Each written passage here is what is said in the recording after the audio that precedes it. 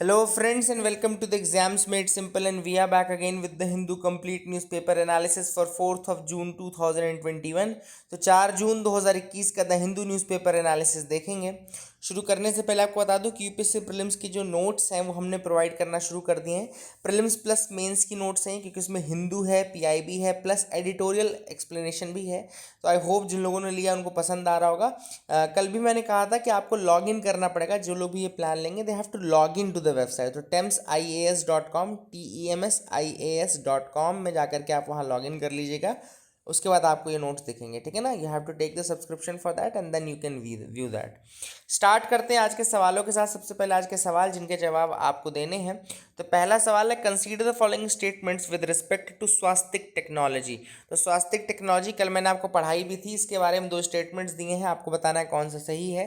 पहला स्टेटमेंट कह रहा है, it involves the disinfection of water using chemical methods such as chlorination that provide safe and healthy drinking water without any harmful disinfection by products.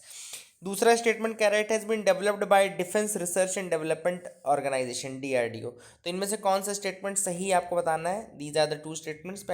दूसरा सवाल है, India cycles for change challenge. India cycles for change challenge sometime seen in news recently was launched under which of the following ministries. इनमें से कौन सी ministry ने launch किया था cycles for change challenge को। ये भी कल मैंने आपको बताया था। Options are, A ministry of health and family welfare, B ministry of housing and urban affairs, C ministry of new and renewable energy, D ministry of road transport and highways. तीसरा सवाल है, Koyna wild life sanctuary situated in which of the following states. इनमें से कौन से state में Koyna wild life sanctuary located है।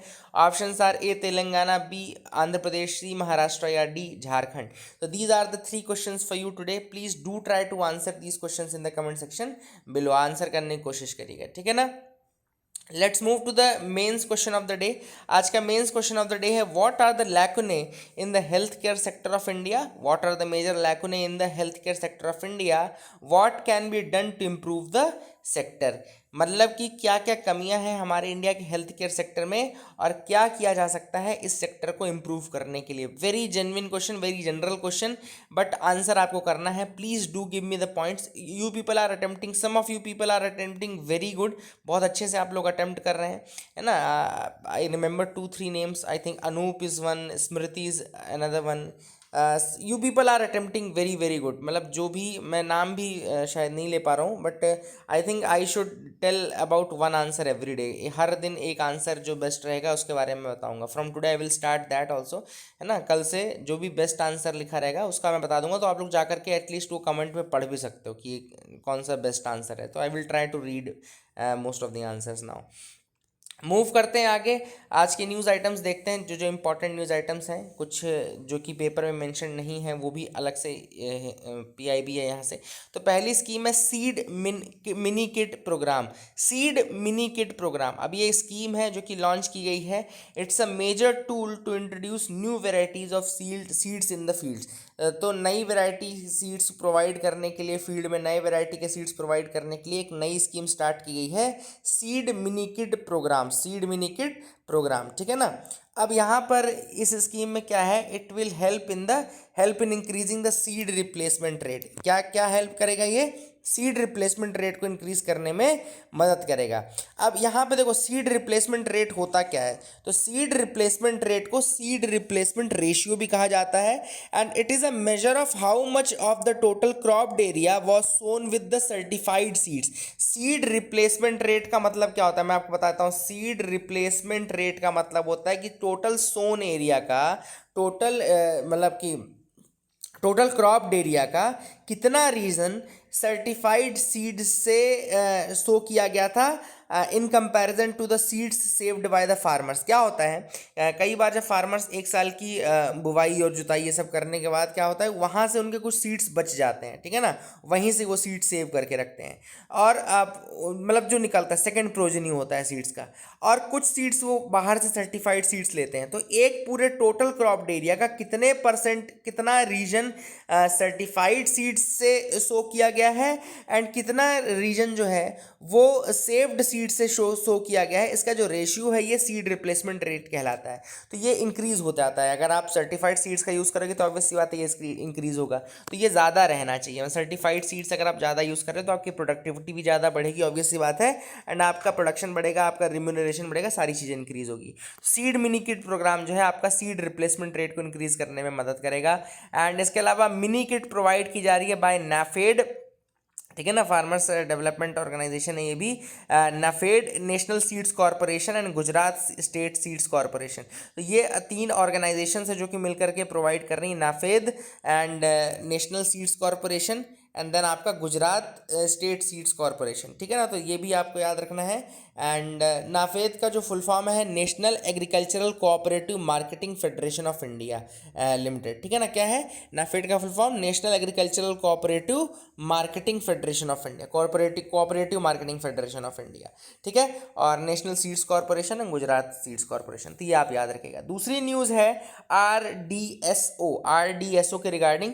तो इंडियन रेलवे की एक research design and standard organisation है, research design and standard organisation, RDSO, research design and standard organisation. ये इंडियन रेलवे के अंदर आती है एंड ये बन गई है पहली नेशन की ऐसी institution to be declared as standard developing organisation, ठीक है ना। तो आरडीएसओ जो है यानी कि इंडियन रेलवे की research design and standard organisation जो है, it has been promoted as India's first institution to be declared as standard developing organisation, SDO, standard developing organisation के रूप में इसको इंडिया का पहला इंस्टीट्यूट बना दिया गया है, ठीक है ना। तो इसको याद रखना, इंडियन रेलवे का है आरडीएसओ यानी कि research design and standard organisation. अब ये बेसिकली बीआईएस यानी कि ब्यूरो ऑफ इंडियन स्टैंडर्ड्स, आप सब जानते होंगे, स्टैंडर्ड बॉडी है इंडिया की, नोडल स्टैंडर्ड बॉडी है ब्यूरो ऑफ इंडियन स्टैंडर्ड्स। उसका एक प्रोग्राम है one nation one standard, one nation one standard programme है, और उसी के अंतर्गत इसको इंडिया का पहला इंस्टीट्यूशन डिक्लेयर किया गया है to be the standard developing organisation. BIS अगर आपसे कोई पूछे कि कौन से मिनिस्ट्री या कौन से डिपार्टमेंट के अंदर आता है, तो ये डिपार्टमेंट ऑफ कंज्यूमर अफेयर्स के अंदर आता है। कौन से डिपार्टमेंट के अंदर आता है? डिपार्टमेंट ऑफ कंज्यूमर अफेयर्स, ठीक है ना। तो that is another thing which is important. And अगला चीज़ ये याद रखिएगा कि ये जो इनिशिएटिव है, it is the initiative of basically one nation one standard, ये ज़रूर याद रखना, वन नेशन वन स्टैंडर्ड याद रखना। और इसके अलावा ये भी याद रखना कि ये आरडीएसओ जो है ये लखनऊ में है। आरडीएसओ कहाँ पर है? लखनऊ में है। रिसर्च डिज़ाइन स्टैंडर्ड ऑर्गेनाइजेशन जो रेलवे की है वो लखनऊ में लोकेटेड है। एंड इसका मतलब कि ये इंडियन रेलवे की रिसर्च एंड डिज़ाइन विंग है, इंडियन रेलवेज की रिसर्च एंड डिज़ाइन विंग है। And one of the India's leading standard formulating body, one of the India's leading standard formulating body है, ये भी आप याद रख सकते हैं रेलवे सेक्टर में। तो ये एक एग्जाम्पल के रूप में भी काम करेगी। और बीआईएस का मैंने आपको बता दिया कि डिपार्टमेंट ऑफ कंज्यूमर अफेयर्स के अंतर्गत आता है, ये भी याद रखना। और डिपार्टमेंट ऑफ कंज्यूमर अफेयर्स वो फैक्ट याद रख लेना, ठीक है ना। इस नोडल एजेंसी है जो कि इस तरह का काम करती है, ये भी आपको पता होना चाहिए। आगे मूव करते हैं, देखते हैं और क्या इंपॉर्टेंट न्यूज़ आइटम है। Now news items are from, एक और न्यूज़ यहाँ पे बची हुई है last, let me tell you that. Chinese Communist Party जो 2021 में उसके 100 साल पूरे हो रहे हैं, चाइनीज़ कम्युनिस्ट पार्टी के 100 साल पूरे हो रहे हैं 2021 में। एंड चाइना ने प्रमोट किया है red tourism now. China is promoting what? Red tourism, जिसका मतलब होता है it is encouraging the people to visit places that have historical and cultural importance for communist party, ठीक है ना। तो ऐसे लोगों को रेड टूरिज्म के लिए प्रमोट किया जा रहा है। रेड टूरिज्म का मतलब क्या है कि ऐसी जगहों पर जाइए जहाँ जो कि कम्युनिस्ट पार्टी ऑफ इंडिया के लिए रेलिवेंट है, ठीक है ना। For example east China and Mao Zedong की बर्थ प्लेस पे जाइए, तो ये इन सब चीज़ों को प्रमोट किया जा रहा है। तो this is actually what is your red tourism, मतलब कम्युनिस्ट पार्टी के लिए जो इंपॉर्टेंट जगह है वहाँ पर जाने के लिए प्रमोट किया जा रहा है, ठीक है ना।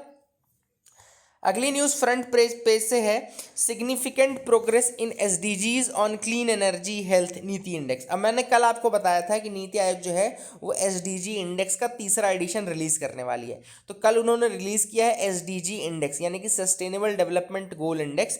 सस्टेनेबल डेवलपमेंट गोल्स आप सबको पता होगा कि पहले जो क्या इंडिया में चलते थे, मिलेनियम डेवलपमेंट गोल्स चलते थे पहले। 2000 से 2015 तक के लिए मिलेनियम डेवलपमेंट गोल्स चल रहे थे, एमडीजीज चल रहे थे, ठीक है ना। उनके बाद 2015 में जब ये एमडीजीज का टाइम पीरियड खत्म हुआ तो 2015 से 2030 के पीरियड के लिए एसडीजी यानी कि सस्टेनेबल डेवलपमेंट गोल चलना शुरू हुए। सस्टेनेबल डेवलपमेंट गोल के अंदर 17 गोल्स हैं, 169 टारगेट्स हैं जिनको कि पूरा करना है, अचीव करना है, 2030 तक करना है। अब इसके लिए ट्रैकिंग करने के लिए, क्वांटिटेटिव ट्रैकिंग करने के लिए इंडिया का जो नीति आयोग है, जो थिंक टैंक है प्लानिंग का इंडिया में, नीति आयोग, उसने क्या किया कि एक एसडीजी इंडेक्स रिलीज किया जो कि स्टेट्स को रैंक करता है on the various parameters, on the various targets, on the various goals of the sustainable development, ठीक है ना। तो यहाँ पर जो सबसे टॉप पे जो स्टेट रहा है वो केरला रहा है। केरला का जो कंपोजिट स्कोर था वो 75 था। Kerala has topped the NITI Aayog 2020 index, ये आपको याद रखना है, ठीक है ना। केरला ने टॉप किया है, एसडीजी इंडेक्स टॉप किया है नीति आयोग का, ये इंपॉर्टेंट है। And it was followed by Tamil Nadu and Himachal Pradesh. Tamil Nadu and Himachal Pradesh दोनों के जो स्कोर थे वो 72 थे, तो both were at the same ranking. Tamil Nadu and Himachal Pradesh second third position पे रहे, सेकंड पोजीशन पे रहे, ठीक है ना। एंड लास्ट जो स्टेट्स आए हैं, सबसे नीचे के जो 3 स्टेट्स हैं वो Bihar, Jharkhand and Assam. Bihar, Jharkhand and Assam were the worst performing states. ये याद रखिएगा, सबसे वर्स्ट परफॉर्मिंग स्टेट्स में बिहार, झारखंड एंड असम है, ठीक है ना। So these are the things. Kerala number 1 है, तमिलनाडु हिमाचल प्रदेश नंबर 2 पे है, बराबर है स्कोर उनका, और Bihar, Jharkhand and Assam are the bottom most. तो यहाँ पे अलग अलग देखो पैरामीटर्स, गोल्स क्या क्या हैं आप सबको पता होना चाहिए। 17 गोल्स हैं जैसे, तो उनमें से नो पॉवर्टी गोल नंबर 1 है। हंगर नहीं होना चाहिए, तो पॉवर्टी में जैसे तमिलनाडु ने टॉप किया है, हंगर में 0 हंगर में केरला ने टॉप किया है। गुड हेल्थ एंड वेलबींग तीसरा गोल है, तो इसमें गुजरात ने किया है। देन क्वालिटी एजुकेशन में केरला ने किया अगेन। जेंडर इक्वालिटी में छत्तीसगढ़ ने किया है। क्लीन वाटर एंड सैनिटेशन में गोवा ने किया है। Decent work and economic growth में हिमाचल प्रदेश ने, ठीक है ना। तो ये अलग अलग सस्टेनेबल डेवलपमेंट गोल्स भी हैं, इनको याद रखना ना, ये सारी लिस्ट आपको याद होनी चाहिए। इसमें कौन टॉप किया वो याद नहीं रहे, लेकिन एटलीस्ट ये 17 जो गोल हैं ये आपको ज़रूर याद रखना चाहिए। Life below water, life on land, peace, justice and strong institution, ये सारे अलग अलग गोल्स हैं। अब काफ़ी ज़्यादा जो फोकस था वो इक्वालिटी इन इक्वालिटी पे था। अब 2 चीज़ें मैं आपको इस न्यूज़ आइटम में बताऊंगा, बहुत इंपॉर्टेंट चीज़ है, नोट्स में याद कर लेना। वैसे मैं आपको नोट्स जो प्रोवाइड कर रहा हूँ डेली की, वो उसमें सारी चीज़ें डाल रहा हूँ मैं, सारी की सारी चीज़ें, चाहे वो मैप हो, चाहे वो एडिटोरियल हो, हर चीज़ उसमें इंक्लूड की जाती है। गिनी कोफिशिएंट, गिनी कोफिशिएंट क्या है? गिनी कोफिशिएंट या गिनी इंडेक्स जो है, it is the measure of the distribution of income across population developed by Italian statistical Corrado Gini. तो कोराडो जीनी या कोराडो गिनी, जो भी आप बोलना चाहें, 1912 में 1912 में एक इनइक्वालिटी का इंडेक्स इन्होंने डेवलप किया था, जो कि इनकम डिस्ट्रीब्यूशन को मेजर करती है पॉपुलेशन के अंदर। मतलब पॉपुलेशन में कितनी इनइक्वालिटी है, कितनी इक्वालिटी है, उसको मेजर करता है गिनी कोफिशिएंट। गिनी कोफिशिएंट की जो वैल्यू है 0 से लेकर के 1 तक जाती है। 0 का मतलब होता है क्या? परफेक्ट इक्वालिटी, और 1 का मतलब होता है परफेक्ट इनइक्वालिटी, ये याद रखना। कहीं यहाँ से कोई पूछे कि क्या इसकी वैल्यू 0 से 1 से ज़्यादा पॉसिबल है, तो values over 1 are theoretically possible. Theoretically possible है ड्यू टू निगेटिव इनकम और वेल्थ। तो कई बार निगेटिव इनकम या वेल्थ भी होती है, मतलब आपके ऊपर डेट ही ज़्यादा चढ़ गया, तो निगेटिव इनकम हो गई ना आपकी, तो वैल्यूज कई बार 0 से 1 से ज़्यादा भी हो सकती है थियोरेटिकली। अदरवाइज गिनी कोफिशिएंट की वैल्यू 0 से 1 तक ही ली जाती है, ठीक है ना, याद रखना। दूसरा एक और चीज़ जो मुझे भी आज नहीं पता चली, वो है Palma ratio. Palma ratio, now this is a very important thing. Palma ratio is again inequality ratio. तो इन दोनों तरीकों से इनइक्वालिटी को मेजर किया जाता है। Palma ratio is a measure of inequality. It is the ratio of the richest 10% of population's share of gross national income divided by the poorest 40% share. तो gross national income का जो richest top 10% का जो share है, मतलब कि gross national income में top 10% का जो पॉपुलेशन शेयर है, उसका डिवाइड कर दो आप 40% पुअरेस्ट से, सबसे नीचे के 40% से आप डिवाइड कर दो, तो जो रेशियो निकलता है वो पल्मा रेशियो कहलाता है। That is the thing which is known as Palma ratio. अब जितना ज़्यादा ये रहेगा उतनी ज़्यादा इनइक्वालिटी रहेगी, जितना ये ज़्यादा रहेगा उतनी ज़्यादा इनइक्वालिटी रहेगी, पल्मा रेशियो। तो आई होप यू गॉट क्लैरिटी। ये 2 नई चीज़ें मैंने आपको बताई, अच्छा लगा होगा आपको जान करके भी, है ना। गिनी कोफिशिएंट तो चलो पता रहता है, लेकिन पल्मा रेशियो ज़्यादा था, अगर आप इकोनॉमी के नहीं है तो आपको पता, वैसे अमूमन मुश्किल है ना। नहीं, अगली चीज मूव करते हैं। Next news item, journalist needs protection against sedition charges. Vinod दुआ, आप सबको पता होगा, खाना खजाना पहले आपने देखा होगा अगर कभी, नहीं जायका इंडिया का, सॉरी जायका इंडिया का एनडीटीवी इंडिया में आता था, जिसमें एक व्यक्ति रहते थे जो कि जाते थे अलग अलग जगहों पे खाना खाते थे, कहीं की स्पेशलिटी, है ना, वो विनोद दुआ थे। Now he has joined the wire, है ना, उसमें इनके ऊपर एक सेडिशन चार्ज लगा था because of his WhatsApp YouTube video जिसमें उन्होंने कुछ कुछ गवर्नमेंट के खिलाफ कहा था। Now the supreme court has quashed the case against Vinod Dua and he has said that कि journalists need protection against sedition charges. Supreme court का कहना है कि स्ट्रांग वर्ड्स ऑफ डिसअप्रूवल, मतलब कि अगर आप गवर्नमेंट की किसी पॉलिसी को डिसअप्रूव करते हो या स्ट्रांगली उसमें डिसबिलीव रखते हो, so that is not amounting to sedition, that does not amount to sedition. उसका मतलब ये नहीं होता कोई सेडिशन हो जाता है। एक्चुअली सुप्रीम कोर्ट का कहना है कि the time is long past when mere criticism of the government amounted to sedition. तो ये तो एक्चुअली में कॉलोनियल लेगेसी है, सेडिशन तो कॉलोनियल लेगेसी है जिसको कि ब्रिटिशर्स ने स्टार्ट किया था इसलिए ताकि हमारे जो नेशनल मूवमेंट के रेवोल्यूशनरीज हैं उनको मतलब जेल में डाला जा सके, अंदर किया जा सके, उनको चुप किया जा सके। यहाँ पे सुप्रीम कोर्ट ने 1962 के केदारनाथ सिंह वर्डिक्ट के बारे में भी बताया है। ये 1962 का जो जजमेंट था केदारनाथ सिंह का, उसमें सुप्रीम कोर्ट ने कहा था that section 124A of the Indian penal code was intended only to punish subversion of a lawfully established government through violent means. उसने कहा था कि वायलेंट मींस के साथ जब आप सबवर्ट करोगे गवर्नमेंट को, वायलेंट मींस के साथ जब आप सबवर्ट करोगे गवर्नमेंट को, तभी आप उसको बोल सकते हो कि वो मतलब कि कहना चाहिए कि आप कह सकते हो कि वो सेडिशन हुआ। अदरवाइज मेयर जस्ट मेयरली आप गवर्नमेंट की किसी पॉलिसी के साथ डिसअप्रूवल रखते हो या आप गवर्नमेंट की किसी पॉलिसी को नहीं मानते हो, that will not amount to sedition, ठीक है ना। Strong disapproval of the government policy is not sedition, this is what the supreme Court said. I hope you got clarity regarding the same, आपको समझ में आ गया होगा। आगे मूव करते हैं, देखते हैं और क्या इंपॉर्टेंट न्यूज आइटम्स है। मूव करने से पहले मैप ऑफ द डे मैं आपको दिखाता हूँ। आज का जो मैप ऑफ द डे मैंने लिया है वो यूएसए का मैप लिया है। यूएसए के थोड़ा फिजिकल फीचर्स भी अपन देखेंगे। As you can see, USA जो यूनाइटेड स्टेट्स ऑफ अमेरिका जो है that comes in the North America part. North America continent लगता है, जिसमें नॉर्थ में उसके जो कंट्री बॉर्डर कर रही है वो कनाडा है, that is the Canada border करता है। नीचे आपका जो साउथ में कंट्री है वो आपकी मैक्सिको है ना। तो यहाँ साउथ में मैक्सिको रहती है ना। कुछ फिजिकल फीचर्स मेन मैं आपको दिखाना चाहता था। यहाँ पे दो इंपॉर्टेंट जो ओशियंस है जो टच करता है यूएसए, वो इधर साइड पैसिफिक ओशियन है, वेस्टर्न साइड पे पैसिफिक ओशन आप देख पा रहे हैं, इधर साइड आपको अटलांटिक ओशन दिख रहा होगा, है ना। That is the thing which is important, ये भी आप याद रखेगा। फिर इसके बाद एक और इंपॉर्टेंट रशिया के साथ जिसका पड़ता है, जैसे यहाँ पे बेरिंग सी है, बेरिंग सी है यहाँ पे आप देख सकते हैं, बेरिंग सी भी है, बेरिंग स्ट्रेट भी पड़ता है जो इधर साइड फिर अलास्का और उसके बीच में रीजन में लाई करता है, ठीक है ना। तो ये भी आप देख सकते हैं, ये वाला पार्ट जो है अलास्का का पार्ट है, ठीक है। और इसके अलावा मैं आपको और कुछ चीज़ें दिखा देता हूँ, जैसे कि यहाँ पे जो 5 ग्रेट लेक्स हैं, ग्रेट लेक्स देख लीजिएगा। तो यहाँ पे लेक सुपीरियर आपको दिख रही होगी जो कि कनाडा और यूएसए दोनों में आता है। लेक ह्यूरॉन दिख रही होगी जो कि कनाडा यूएसए दोनों में आता है। लेक एरी दिख रहा होगा, लेक ओंटारियो दिख रहा होगा। ये 4 लेक ऐसी हैं जो दोनों पार्ट में आती है। जो 5 सुपर लेक्स कहलाती हैं ना, जो 5 सुपर लेक्स कहलाती हैं, तो ये इनमें से 4 जो हैं ये दोनों में आती हैं, मतलब कि यूएसए में भी आती हैं, कनाडा में भी आती हैं। तो इनमें कौन कौन सी है? Lake Superior, Lake Huron, Lake Erie, Lake Ontario. एक लेक ऐसी है केवल जो पूरी की पूरी यूएसए में आती है, वो है लेक मिशिगन। तो अगर आपसे पूछे कि जो सुपर लेक्स हैं, जो मतलब कहना चाहिए कि सुपर लेक्स हैं, उनमें से कौन सी लेक टोटली अमेरिका में आती है, टोटली एक कंट्री में आती है, तो वो है लेक मिशिगन, जो कि टोटली आपका अमेरिका वाले पार्ट में आती है। इसके अलावा माउंटेन्स में देखो तो आपको रॉकी माउंटेन्स दिख रहे होंगे, ये यूएसए में है, रॉकी माउंटेन्स आपको दिख रहा होगा, ठीक है। ब्लू माउंटेन्स यहाँ पर है, देखो रॉकी माउंटेन्स यहाँ पर हैं। और देन यहाँ पे आपको कैस्केड रेंजेस दिख रही होंगी। अगर आप देखो तो वेस्टर्न पार्ट में आपको ये कैस्केड रेंजेस दिखती हैं, और यहीं पर आपका वॉशिंगटन भी है। वॉशिंगटन आपका वेस्टर्न साइड पे, टॉप वेस्टर्न साइड पे है, ये आप देख लीजिए। वॉशिंगटन इस वाले पार्ट में है, और न्यूयॉर्क जो है वो ईस्टर्न साइड पे। न्यूयॉर्क कहाँ पर है? ईस्टर्न साइड पे। तो थोड़ा बेसिक आइडिया रखिए, अमेरिका का भी थोड़ा बेसिक आइडिया आप लोग रखिए। वॉशिंगटन जैसे सीधे नॉर्थ वेस्ट वाले पोर्शन में है, न्यूयॉर्क जो है वो नॉर्थ ईस्ट वाले पोर्शन में, ईस्टर्न पार्ट में है, ठीक है ना।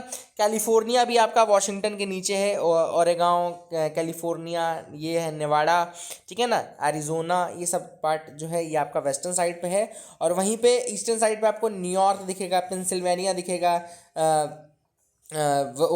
वेस्ट वर्जीनिया दिखेगा, कैरोलिना दिखेगा, अलाबामा, जॉर्जिया, ये सब वाले पार्ट यहाँ पर दिखेंगे। कल मैंने आपको ओक्लाहोमा के बारे में बताया था, टुल्सा रेस मैसेकर के बारे में बताया था।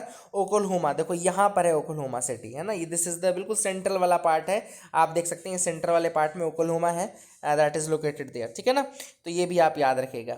और मैंने आपको रॉकी माउंटेन्स दिखा दिया, कैस्केड रेंजेस दिखा दिया। देन यहाँ पे सियरा नेवाडा, ये देखो सियरा नेवाडा बहुत इंपॉर्टेंट फिजिकल फीचर है। सियरा नेवाडा अगर आपसे कोई पूछे तो वो भी अमेरिका में है, यूएसए में है, यहाँ पे देख सकते हैं आप लोग। नॉर्थ अमेरिका, वैसे कॉन्टिनेंट पूछेगा तो नॉर्थ अमेरिका, अदरवाइज कंट्री आपको दिखाई दिया। और अपलाशियन माउंटेन्स, अपलाशियन कई आवाज से पूछे, एपलेशियंस अगर आपसे कोई एपलेशियंस के बारे में पूछे तो that is again located in the USA, north America में ही है, ठीक है ना। एपलेशियंस भी आपको दिखा दिया, तो that is another thing which is important. I hope you got clarity regarding this, आपको समझ में आ गया होगा। Now let's move to the editorials of the day. पहला जो एडिटोरियल हम डिस्कस करने वाले हैं वो है rural health care needs fixing and now. तो रूरल हेल्थ केयर के बारे में लिखा गया है, भूपिंदर सिंह हुड्डा ने ये आर्टिकल लिखा है ना। तो हरियाणा के ऊपर ऑब्वियस बात है फोकस रहेगा, लेकिन हम ओवरऑल ग्लोबल नेशनल लेवल पे क्या बातें बोली गई हैं वो उनको ध्यान में रखेंगे। सबसे पहले ऑथर ने बताया कि जो कोविड-19 उससे जो रूरल हेल्थ केयर है उसकी जो कमियां हैं वो सामने आ गई हैं, तो देखने को मिली कि रूरल हेल्थ केयर में कितनी ज़्यादा परेशानियां हैं। इनफैक्ट अगर आप लोग ध्यान नहीं दे रहे हैं तो मैं आपको बताता हूँ, कई विलेजेस में ऐसा है कि बहुत सारे कोविड केसेज आए, but due to lack of the testing facilities, due to lack of the vaccination facilities, उनको या तो वहीं पे मतलब अगर डेथ भी हुई है तो उनको नॉन कोविड डेथ के रूप में काउंट किया गया है, और अगर डेथ नहीं हुई तो अदरवाइज बहुत सारा मेडिकल कॉम्प्लेक्सिटीज़ हुआ, लेकिन विलेजर्स को यानी रूरल एरिया में लोगों को अपने आप ही ठीक होना पड़ा, है ना। दीज थिंग्स आर हैपनिंग ना। WHO ने कहा है कि काफ़ी ज़्यादा प्रॉब्लम्स हैं हेल्थ केयर की, स्पेशली इन इंडिया, क्योंकि अगर आप डिसीज़ बर्डन भी देखें तो इंडिया का काफ़ी ज़्यादा है। ऐसे में WHO ने already principle of universal health care propagate किया है। यूनिवर्सल हेल्थ कवरेज मतलब कि हर व्यक्ति को एक हेल्थ इंश्योरेंस में कवर किया जाए और हेल्थ कवरेज प्रोवाइड की जाए, ताकि उसका आउट ऑफ पॉकेट एक्सपेंडिचर यानी कि उसकी जेब से जो जाने वाला पैसा है अपनी हेल्थ केयर के लिए वो कम से कम हो पाए। इंडिया में ऑलरेडी ये 65% है, मतलब कि अगर 100 रुपये का बिल आ रहा है तो 65 रुपये इंडिया में जेब से देने पड़ते हैं। चाइना में वहीं पे अगर हम देखें कि अगर 100 रुपये का बिल आता है तो केवल 30 रुपये जेब से जाते हैं, मतलब कि वहाँ पे 70% कॉस्ट कवर्ड है by the government side and केवल 30% लोगों को पे करना पड़ता है। इंडिया में केवल 30% कॉस्ट कवर्ड है, अदरवाइज रेस्ट 65 to 70% लोगों को पे करना पड़ता है। तो that is again very bad और काफ़ी रिग्रेसिव चीज़ है, क्योंकि जो फार्मर्स हैं, जो विलेजर्स हैं, जो रूरल एरिया में लोग हैं, जो गरीब लोग हैं, they are finding it very difficult to maintain the health standards on that par, है ना। प्राइवेट हॉस्पिटल्स ज़्यादा है, पब्लिक हॉस्पिटल्स की कमी है, ऑलरेडी पब्लिक हॉस्पिटल्स की कमी चल रही है, कम्युनिटी हेल्थ सेंटर्स की कमी चल रही है, प्राइमरी हेल्थ केयर सेंटर्स की कमी चल रही है, तो सेकेंडरी हेल्थ केयर सेंटर्स की कमी चल रही है। तो ऑथर ने वही बोला है, सजेशन ऑथर ने क्या दिया है। देखो पहले तो ऑथर ने प्रॉब्लम बताई है कि प्रॉब्लम्स क्या क्या है, कि इंडिया में अगर आप नंबर ऑफ बेड्स देखें, अवेलेबिलिटी ऑफ बेड्स पर 1000 पॉपुलेशन या पर 10,000 पॉपुलेशन वो कम है। अवेलेबिलिटी ऑफ डॉक्टर्स हमारे यहाँ कम है। हमारे अगर हम देखें तो कम्युनिटी हेल्थ सेंटर्स कम है। कम्युनिटी हेल्थ सेंटर के लिए ऑथर ने कहा है कि there needs 7,322 community health centres in India. India की साइज को देखते हुए 7,322 कम्युनिटी हेल्थ सेंटर होने चाहिए, बट वी ओनली है 5,624, मतलब कि लगभग 2,000 के आसपास कम्युनिटी हेल्थ सेंटर्स पूरे इंडिया में कम है।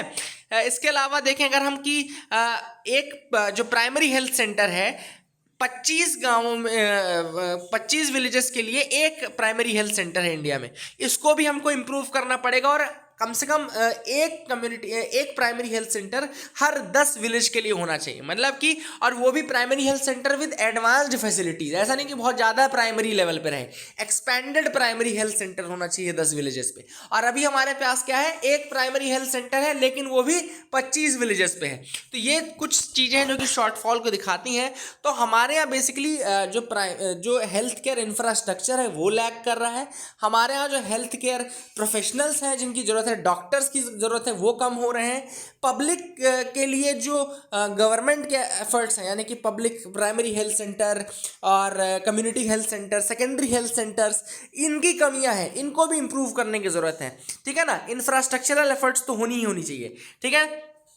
ऑथर ने यह भी कहा कि विलेजेस में और इन जगह रूरल एरियाज में जो नॉन कम्युनिकेबल डिसीजेस हैं उनका बर्डन भी काफ़ी ज़्यादा है, तो उनको ठीक करने के लिए भी अवेयरनेस होनी चाहिए एटलीस्ट कि क्या कैसे करना है, कैसे नहीं करना है। Then SHC, secondary health centre, primary health centre, community health centre, ये इंप्रूव करने की ज़रूरत है। रेगुलर हेल्थ कैंप्स लगाने की ज़रूरत है। रेगुलर हेल्थ कैंप्स अगर आप लगाते हो तो एटलीस्ट आपको अलग अलग बीमारियों के का वेटेज पता चलता है कितना क्या है। रेगुलर हेल्थ केयर अगर आप रेगुलर हेल्थ कैंप्स लगाएंगे तो आइडेंटिफाई कर पाएंगे जो लोग ट्यूबरकुलोसिस, हाइपरटेंशन, डायबिटीज इससे सफ़र कर रहे हैं, इनके बारे में भी आप पता कर सकते हैं। तो these are the things which should happen. और ना ऑथर का लास्ट में यही कहना है कि लगभग 65% जो पॉपुलेशन है वो रूरल एरियाज में रहती है, तो we should not ignore their health needs, और हमको एक बिल्कुल कलेक्टिव रिस्पॉन्सिबिलिटी के रूप में इसको आगे बढ़ाना पड़ेगा।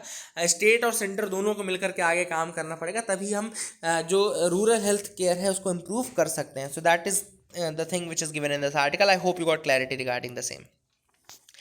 अगला एडिटोरियल जो हम डिस्कस करेंगे वो है a new home for old artefacts. अब यहाँ पर एक डिसीजन लिया गया जिसमें नेशनल म्यूजियम जो कि दिल्ली में है, अभी जिस लोकेशन पे है वहाँ से इसको मतलब कि शिफ्ट किया जा रहा है to a new location. Shift किया कहाँ किया जा रहा है, नॉर्थ एंड साउथ ब्लॉक, ना ये सारे बैठते हैं, ठीक है ना, नॉर्थ एंड साउथ ब्लॉक में शिफ्ट किया जा रहा है। अब ऑथर ने कहा कि क्या इसका जो डिसीजन है शिफ्ट करने का, to move the museum from the present location to North and South Block, तो क्या वो सही डिसीजन है। तो यहाँ पे ऑथर ने कहा कि बिल्कुल सही डिसीजन है। कई कंट्रीज में ऐसा हुआ है, इंडिया कोई पहली कंट्री नहीं है जहाँ पर नेशनल म्यूजियम को शिफ्ट किया गया हो।